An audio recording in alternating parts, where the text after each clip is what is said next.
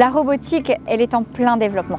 Le nombre de robots qui rentrent sur le marché chaque année est en croissance significative et il en est de même pour le nombre de robots vendus qui est également en progression. Alors, quelques chiffres en tendance, mais c'est vraiment pour indiquer une tendance.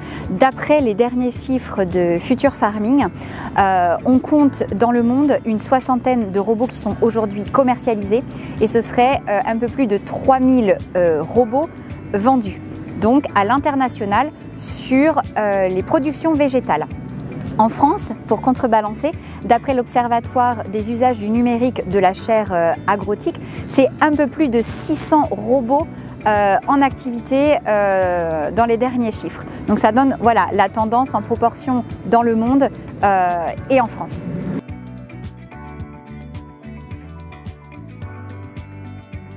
Aujourd'hui, dans les grandes tendances sur le marché, on va retrouver 3 catégories de robots. Tu vas avoir les robots porte-outils, tels qu'on peut le voir ici au FIRA avec le robot Axide ou AgroIntelli, des robots sur le même principe que du tracteur, c'est qu'on puisse venir y mettre les outils de l'agriculteur et ça représente grosso modo 60% des parts de marché. Ensuite, on va retrouver les robots spécialisés. Donc qui vont être spécifiques à une tâche en particulier et là on va être plutôt sur 30% des parts de marché et la dernière catégorie c'est plutôt les robots liés à la récolte et ça aujourd'hui c'est en développement. On compte 4 à 5 modèles aujourd'hui existants. On a la chance aujourd'hui d'avoir l'un des constructeurs PEC Automative qui est capable aujourd'hui de faire de la récolte des raisins et la récolte des pommes. Donc après, autre tendance, la robotique telle qu'elle est aujourd'hui, c'est essentiellement développée dans les productions spécialisées. Notamment dû à la haute valeur ajoutée de ces productions. Mais aujourd'hui, on observe quand même une croissance forte pour le développement d'outils pour les grandes cultures. Alors, petite nouveauté cette année au FIRA, on a un nouveau secteur, la foresterie, avec le Modular X de la société Inestec, capable de venir analyser le diamètre des repousses d'eucalyptus. Donc il va venir analyser la taille de la repousse, du petit arbre, le diamètre et le suivi du végétal, donc la santé du végétal, à savoir s'il est pourvu de feuilles ou pas, et en fonction il va venir du coup couper les branches et bien voilà, pour que les arbres plus développés, que ça n'empêche pas la croissance d'autres arbres à côté.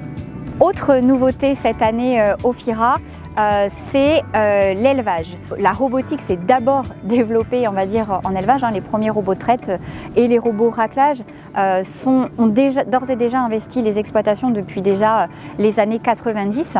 Alors, la robotique est aujourd'hui majoritairement présente dans les fermes laitières. Et à savoir qu'aujourd'hui, 4 des 6 postes d'astreinte sont d'ores et déjà robotisés. La traite, l'alimentation, le raclage et le paillage.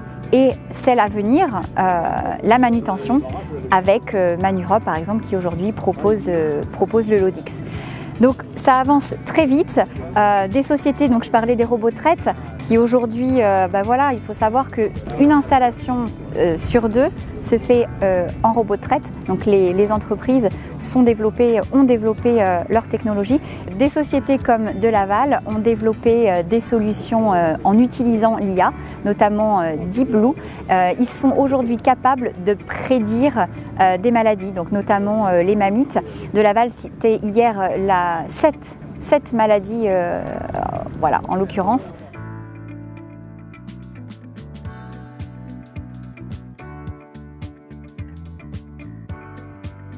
Ce que je pourrais conseiller à un agriculteur ou une CUMA qui souhaiterait investir dans un robot, c'est pourquoi faire? Déjà, quels sont aujourd'hui mes besoins? Quelles sont mes attentes? Quels sont mes objectifs? Sur quelle culture je veux l'utiliser? Sur combien d'hectares? Il faut vraiment voir plus large que juste l'investissement. Aujourd'hui, quelles sont les problématiques de mon exploitation? Est-ce la main-d'œuvre? Est-ce les pics de travaux? Est-ce que j'ai besoin d'aller dans plus de productivité? Et ensuite, c'est bien d'analyser la situation sur son exploitation, quel contexte, et de bien étudier quelle solution robotique va être la plus adaptée à la solution. Ensuite, l'une des questions très importantes, c'est un peu de questionner la fiabilité du constructeur, donc à savoir, a-t-il un réseau de distribution? Donc pour la maintenance, pour le service après-vente, va-t-il pouvoir répondre et être très réactif? Ça, c'est vraiment très important. Puis ensuite, effectivement, il y a toutes les questions d'investissement. De plus en plus de constructeurs vont proposer la location, le leasing.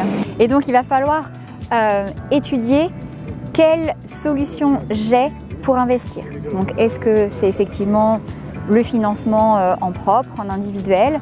Donc, quelles sont les différentes possibilités?